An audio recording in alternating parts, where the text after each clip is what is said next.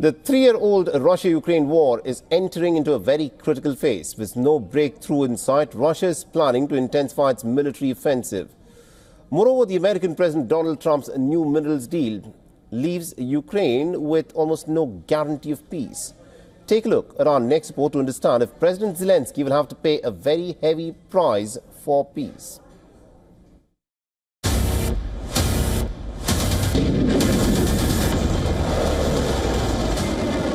Russia is planning a new multi-pronged offensive in the coming weeks to strengthen its position in the peace talks with Ukraine. Explosions lit up the sky over Kyiv as raid sirens blared across the Ukrainian capital. Russia is intensifying its aerial bombardment across Ukraine. These are the images of a massive drone strike in southeastern city of Dnipro. Ukraine claims at least 4 people were killed and dozens injured in the overnight attack that set fire to a high-rise apartment building and nearly 10 private homes. Moscow's attempts to capture more Ukrainian territory for leverage in the peace deal is narrowing the prospects for Kyiv. President Putin is upping the stakes, urging a transition government in Ukraine. That will pave the way for new elections. In principle, of course, it would be possible under the auspices of the UN, with the United States, even with European countries, and of course with our partners and friends, to discuss the possibility of introducing temporary administration in Ukraine. For what? In order to hold democratic elections, in order to bring to power a viable government that enjoys the people's trust, and then begin negotiations with it on a peace treaty, sign legitimate documents that will be recognized throughout the world and will be reliable and stable. President Donald Trump is putting his Ukrainian counterpart Zelensky in a tough spot with his new draft minerals deal. He wants the right to purchase Ukraine's metals, minerals, oil and gas. This is far more aggressive than the original minerals deal. Profits were meant to be shared in the old deal. But now, US wants all energy assets of Ukraine, and it will also keep all the money generated by them. Along with the deal, US wants veto power to decide Ukraine's foreign investments, including any proposal from Europe. This means if there is a different deal for Ukraine's resources, America can effectively kill it. Ukraine is raising an alarm. It says the deal threatens its sovereignty, making it even more dependent on the US. The new deal is forcing President Zelensky to look to European allies for increased access to intelligence. We also agreed with partners from some countries, I will not specify now, to expand, this is a European initiative, to expand Ukraine's access to intelligence, access to relevant technologies, satellites that our European colleagues have. US wants economic control, and Russia wants political dominance. Ukraine is witnessing its future, often without Kyiv being present in the room.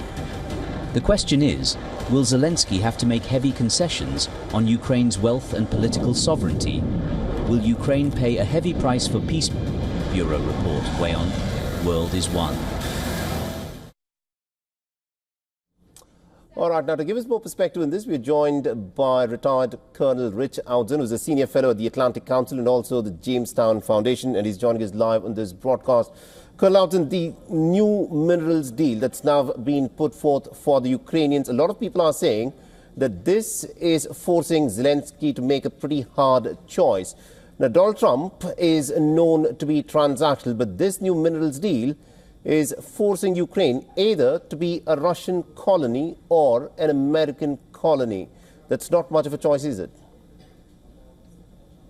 Yes, well, I'd agree with that. And I haven't seen details of the proposal, but those familiar with President Trump's approach to negotiating know that sometimes the recommendations, proposals, offers that he puts on the table are designed to prompt a counterpart to a certain position and do not represent the final deal that he wants. In fact, I suspect that's part of what's going on here. Look, there's an economic war underlying the military war between the Russians and Ukrainians. The Ukrainians have fought very bravely in defending their home territory, but this is an economic war. And at the end of the day, the United States goals in this are at least partially economic as well as military for Ukraine. Interesting. Now, the details of this new minerals deal are not out yet, but according to what is being reported, it's now being said that President Zelensky has said that he will not agree to the United States converting the military and the financial aid given to Ukraine so far as some kind of a loan or a credit that has to be paid back through its mineral wealth. This is tantamount to extracting a pound of flesh from the Ukrainians. Well, there's a philosophical question underlying. I don't disagree with the way you framed it, but look, at the end of the day, can the United States taxpayer, and remember our national debt now is in the tens of trillions of dollars, can we subsidize a war in perpetuity that costs our taxpayers and our government a massive amount of money that doesn't have a near-term, clear negotiated settlement on the table? I think Trump's trying to change both ends of that equation. He's trying to get a negotiated solution closer by a little bit of carrot and a little bit of stick. But he's also saying, look, we are not going to inflict the cost of this for another 3 to 5 years on the United States and its people. But speaking logically here, can aid that has been given in the past post facto be turned and treated as a loan? For the Ukrainians, is that fair? Because a lot of people are in fact turn around and say that the Ukrainians been caught in what is essentially a proxy war between the Russians and the West led by the Americans.